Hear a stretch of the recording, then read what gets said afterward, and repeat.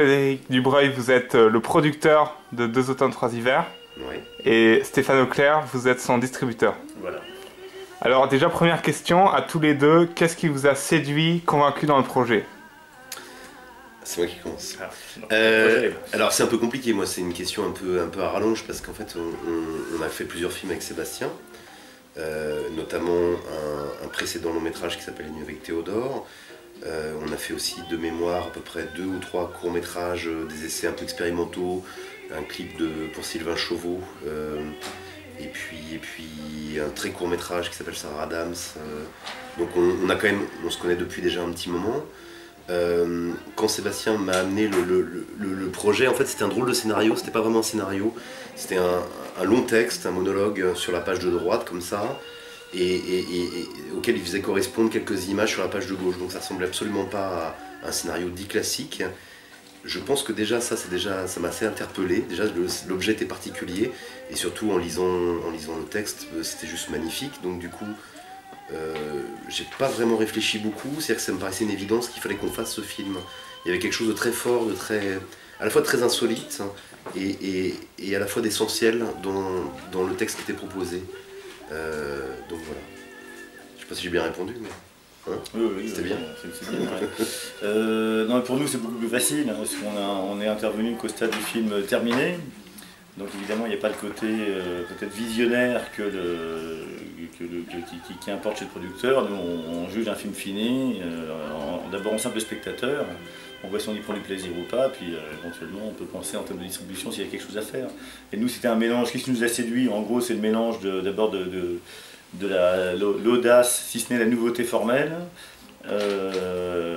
et puis d'humeur, hein, à la fois le ton de la comédie qui est flagrant dès le début, un peu moins sur la suite, mais en tout cas absolument évident dès le début, mélangé de mélancolie, ça c'est une humeur dans laquelle on se reconnaît beaucoup, les deux d'ailleurs, aussi bien l'humour que la mélancolie, et puis tout ça dans une patine de film générationnel, voilà, qui nous parlait assez, quoi. Je ne sais pas si on se reconnaissait dans les personnages, mais en tout cas, ces histoires nous parlaient, ces personnages étaient immédiatement incarnés, ça c'est vachement important, c'est-à-dire que la bande d'acteurs fonctionnait extrêmement bien, et du coup l'identification ou le rapprochement avec ces personnages fonctionnait. Donc voilà, il y a quelque chose de tout simplement séduisant sur le plan personnel, et puis en plus au niveau distribution, on a pensé que le film avait une vraie place à prendre. Voilà.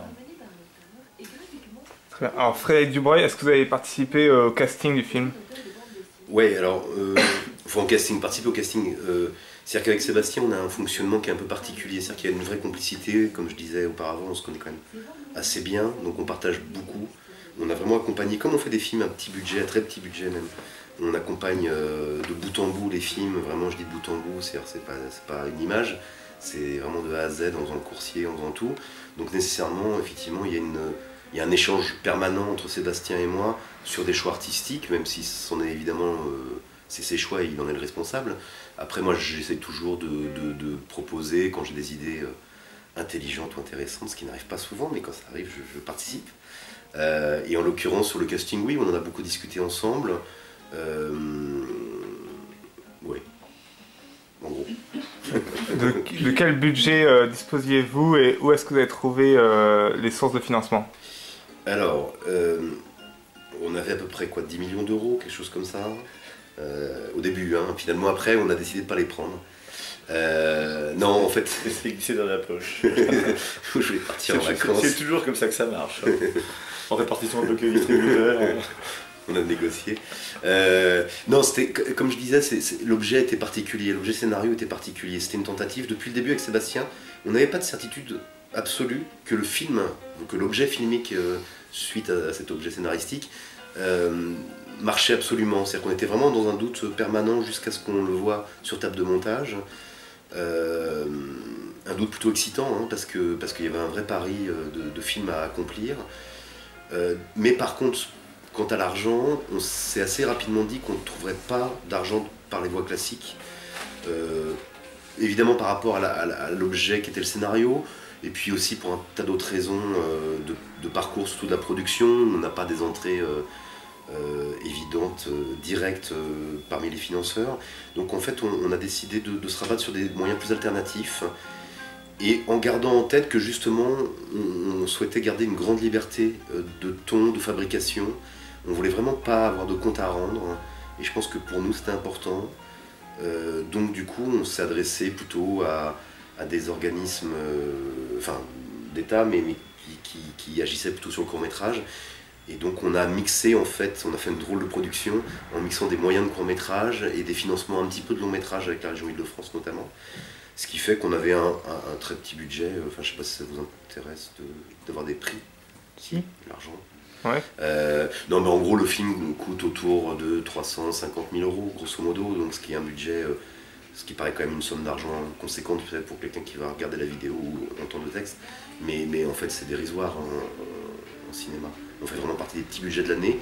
Après, une fois que ça c'est dit, je pense que nous on ne s'est jamais posé la question comme ça, c'est-à-dire que l'important c'est que le film existe sans pauvreté à l'image, c'est-à-dire que l'objet fini, je pense que l'argent n'est pas très important, enfin, ça a juste créé je crois une belle dynamique avec l'équipe technique, avec l'équipe artistique, où tout le monde finalement a joué le jeu, s'est investi, a poussé le film pour qu'il existe et qui rende ce qu'il est aujourd'hui, c'est-à-dire un beau film simplement. Alors Stéphane Auclair, est-ce que vous pouvez nous parler de la diffusion du film? Dans combien de salles il va sortir en France? Non mais juste avant, moi je voudrais faire un commentaire sur cette notion de film. Je crois qu'il y a un livre qui est sorti qui travaillait cette notion-là de film commando, je ne sais pas si vous parlez comme ça. C'est vrai que nous, c'est pas un principe que d'aller spontanément vers des films commando, fait donc avec l'énergie du pauvre qui va absolument créer son œuvre, etc. Mais de fait, c'est peut-être pas un hasard non plus, si on a un certain nombre de films qui correspondent vraiment à cette définition, quoi. C'est vrai qu'on travaille sur les films de Quentin Dupieux, notamment à l'époque de Rubber, qui était fait avec un budget voisin, je crois qu'on parlait de 400 000 ou 500 000 $ à l'époque, était vraiment défini comme un film commando où on s'affranchit de toutes les commissions, de tous les financements qui mettent des mois ou voire des années à se déclencher, et on y va dès qu'on a juste l'argent pour, si tant est que tout le monde a envie d'y aller évidemment, mais c'est le cas sur ce genre de film. Dès qu'on a assez, on y va, quoi. On avait fait ce film américain qui s'appelle Bellflower, qui était tourné en théorie pour 17 000 $, ce qui est absolument même pas imaginable, quoi. 17 000 $ pour faire un film. Même d'autres, on avait fait un film d'horreur qui s'appelait La Casa Muda, qui était réputé avoir été tourné pour 5 000 $ carrément, qui a des records de petits prix. Mais voilà, cette notion de film commando nous correspond assez, ça donne des films relativement atypiques, parfois un peu hybrides, et qui sont souvent assez excitants en termes de mise en forme, et puis dans lequel l'espèce de liberté qu'on ressent et donne une énergie hyper communicative. Voilà. Sur le plan de diffusion, comme c'est la question, donc on a vu le film, on a eu une sensation que c'était un film qu'on sortirait sur un minimum de 25 copies. Ça pouvait aller jusqu'à une cinquantaine, soixantaine même. Ça c'est des engagements qu'on prend toujours de façon très floue, puisque entre voir un film et puis ensuite voir le film sur le plan personnel et puis affronter le marché, il y a toujours un certain nombre d'étapes qui soit augmentent, soit réduisent la sortie, soit ça donne toujours cette marge assez large. De facto, le film va sortir sur une quarantaine de salles, je crois, à la fin. On est encore en train d'y travailler. On est sur 40, ce sera 38, 42, enfin, on est sur une quarantaine de salles. Voilà. Ce qui veut dire en gros 30-35 villes, plus 5-6 copies à Paris. Voilà, c'est ça que ça veut dire. Et donc c'est les 30 plus grandes villes évidemment, donc ça veut dire que c'est une assez belle couverture pour un film indépendant. Voilà.